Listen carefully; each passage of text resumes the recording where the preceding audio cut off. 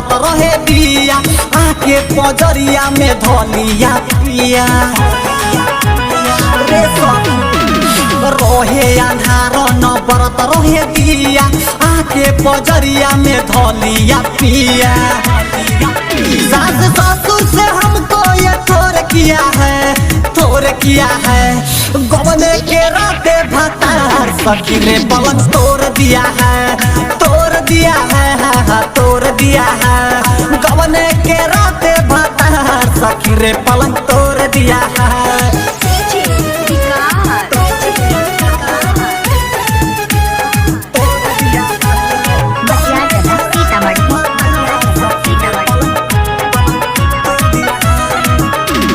पहिले बायसन बलम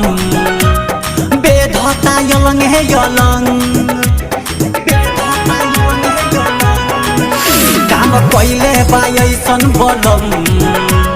बेधता यलंग है यलंग नथिया उतार के पवहले सुतार के पहिले बासुर हो करम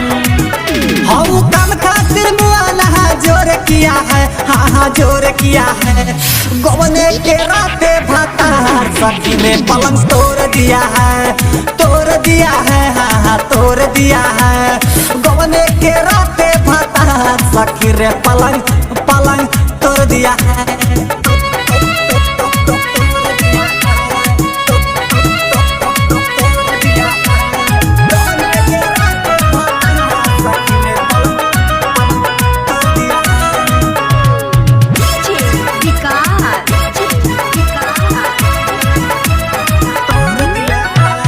मिलल बा भतरहा विकास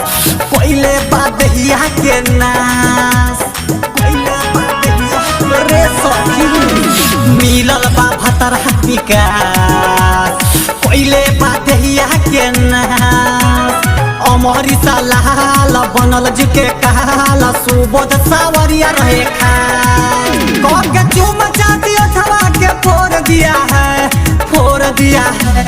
गवने के राते भतार सखी रे पलंग तोड़ दिया है गवने के राते भतार सखी रे पलंग तोड़ दिया है रहे अन्हार न बरत रहे दिया आके पजरिया में धलिया पिया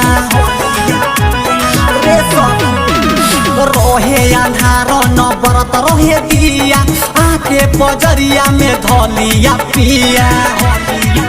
सास ससुर से हमको ये थोर किया है गवने के राते भतार सखी ने पलंग तोड़ दिया है हाँ तोड़ दिया है गवने के राते भतार सखी रे पलंग तोड़ दिया है। महाकाल रिकॉर्डिंग स्टूडियो नरंगा बाजार सीतामढ़ी बिहार।